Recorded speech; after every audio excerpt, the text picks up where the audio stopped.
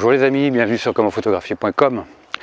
Alors aujourd'hui, j'ai une question de Sylvie qui m'avait envoyé une photo d'exemple pour me montrer que quand elle faisait des photos au flash, bon, c'était souvent surexposé au niveau des visages. Alors c'est vrai que sur la photo d'exemple, je vous la mets pas parce que d'un point de vue droit, j'ai pas l'accord, enfin, j'ai pas demandé à Sylvie l'accord, donc j'évite de le montrer, mais les visages des personnes étaient proches de l'appareil photo, donc c'est vrai qu'ils se prennent un coup de flash et qu'ils sont surexposés, ils sont blancs, cramés si on peut dire. Elle me demandait comment ça se fait que pour un flash TTL, on avait des images comme ça qui étaient surexposées.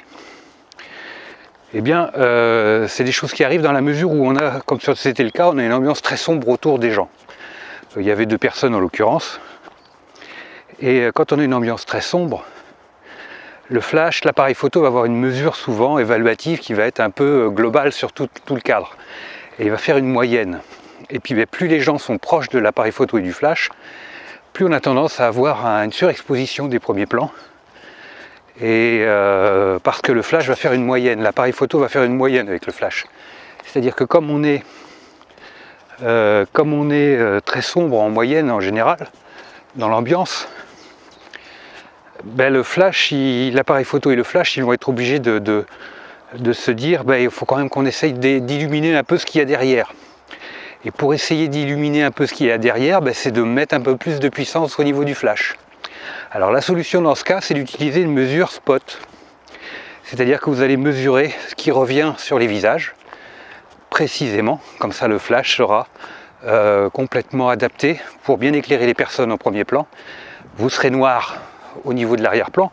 Après, vous pouvez essayer d'utiliser ce qu'on appelle le fill-in, c'est-à-dire que vous allez, si vous êtes en mode priorité diaphragme par exemple, vous allez pouvoir augmenter la sensibilité ISO, ce qui fait que ça va rallonger le temps de pause et augmenter la lumière d'ambiance.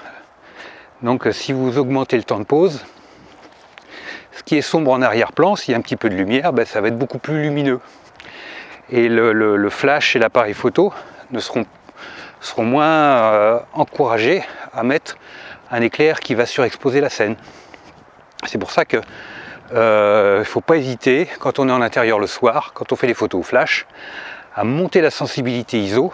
On n'aura pas trop de problèmes de bruit. Pourquoi? Parce que le flash va bien éclairer les premiers plans, et là il n'y aura pas de bruit. Dès qu'on est bien éclairé, il y a de la lumière, il n'y a pas de bruit. Le bruit il est pour les parties sombres, dans la pénombre. Mais comme c'est du décor, c'est de la fioriture autour, c'est pas grave. Donc, n'hésitez pas, montez conséquemment la sensibilité ISO, ça vous permettra d'avoir des photos au flash qui seront autres que des visages brûlés et des fonds sombres, de la nuit derrière. Au moins vous aurez une ambiance plus sympa et des photos beaucoup plus agréables à l'œil. Voilà les amis, un petit like, moi ça me fera super plaisir, moi je vous like super fort. Et puis ben, n'hésitez pas, abonnez-vous à la chaîne, partagez cette vidéo, et puis ben, je vous dis à très vite sur commentphotographier.com. Ciao.